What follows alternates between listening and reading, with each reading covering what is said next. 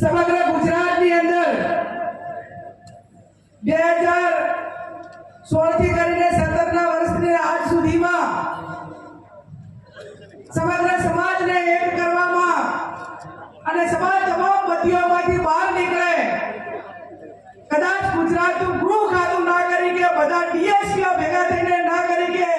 એવડું મોટું કામ એ સમાજ માટે વ્યસન મુક્તિનું કામ કર્યું હોય એવા ગાંધીનગરના ધારાસભ્ય આદરણીય ભાઈ શ્રી અલ્પેશજી ઠાકોર હમણાં આપણી વચ્ચે સંબોધન કર્યું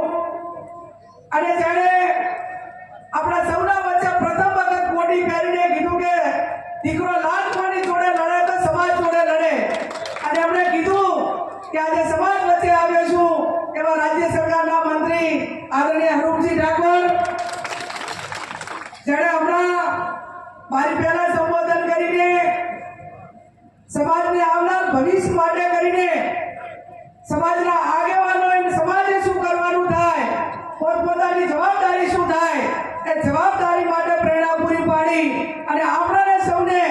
આ એકઠા કર્યા એવા દિયોદરના ધારાસભ્ય માજી મંત્રી આદરણીય કેસાજી ચૌહાણ સાહેબ જેણે ખૂબ સારી બેટિંગ કરી શરૂઆતમાં અને વર્તમાન સમાજને શું સુધારા લાવવાના છે એનો આપણને સૌને પ્રેરણા પૂરી પાડી એવા કોંગ્રેસના ધારાસભ્ય આદરણીય અમરતજી ઠાકોર, આદરણીય મેરુજી, આદરણીય પીરાજી, દાદાશ્રી આપણા ભોજન દાદાશ્રી, કેળવણી મંડળના પ્રમુખશ્રી, સ્ટેજ ઉપર બિરાજમાન ઠાકોર સમાજના સૌ સમગ્ર જિલ્લામાંથી પધારેલા સૌ આગેવાનો, વડીલો, યુવાન ભાઈઓ અને બહેનો, આમ તો હવે અમે અલ્પેશજી ઠાકોર મને ભાઈ બહેન વધ્યા છે એટલે લાંબો ટાઈમ નહીં લઈએ. આમાં જેણે બધા આગેવાનોએ સૂચન કર્યા એનું પાછું રિપ્લાય નહીં કરીએ એટલે આપ સૌને નવા વર્ષની શુભેચ્છાઓ પાઠવું છું. આ જગદંબા સદારામ બાપુના ચરણોમાં પ્રાર્થના કરું કે આપ સૌનું નવું વર્ષ સુખમય, સમૃદ્ધિમય અને જે ક્ષેત્રમાં છો એ ક્ષેત્રમાં ઉત્તર પ્રગતિ કરવા માટેની આ જગદંબા આપ સૌને શક્તિ આપે એવી સદારામ બાપુના ચરણોમાં આપ સૌના વતી પ્રાર્થના કરું છું. અહીંયા કેસાજીએ કીધું સૌને ટકોર કરી કે દખવાઈ નથી આવી છે, આજે આ નવા વર્ષમાં આવી છે દખ કાઢી નાખ્યું છે, બધે એક મંચ ઉપર આવીને તમને બધાને સંદેશો લાવવામાં બધા એક સમય તમારી તૈયારી છે ને? મારું બેટું સમાજનો કોઈ આગેવાન મંત્રી મળે તો સ્વાગત કરવા આવું એ ગુનો, જેટલો સર્વથી મંત્રી બન્યા એટલું ના ચાલ્યું એટલું મારું થઈ જાય ટીવી ચાલ્યું. સર્વથી મંત્રી બન્યાને સ્વાગત કરવાની જવાબદારી એક વખત ને 10 વખત અમારી છે. આજે જઈશું, કાલે જઈશું, અત્યારે ગયા ભવિષ્યમાં પણ જઈશું.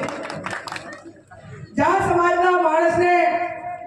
સરકાર તરફથી કે જ્યાં પ્રોત્સાહન મળતું હોય, જ્યારે સમાજ માટે કંઈક નવી દિશા માટે આશાનું કિરણ હોય, ત્યાં કોઈ પણ પક્ષાપક્ષીને બાદ રહીને આ ચૂંટણી હશે એટલે વિચારધારા પ્રમાણે જેને જે પ્રચાર કરવા હોય એ પોતપોતાના પક્ષોની વિચારધારા પ્રમાણે મુબારક છે, પણ જ્યારે ચૂંટણીઓ ના હોય ત્યારે જ્યાં પણ આગળ વધતા હોય એને બિરદાવવા માટેની જવાબદારી આગેવાનોની અને સમાજની બધાની છે. અને એમાં હું તો અલગ છું. આ છે મોર આનંદ.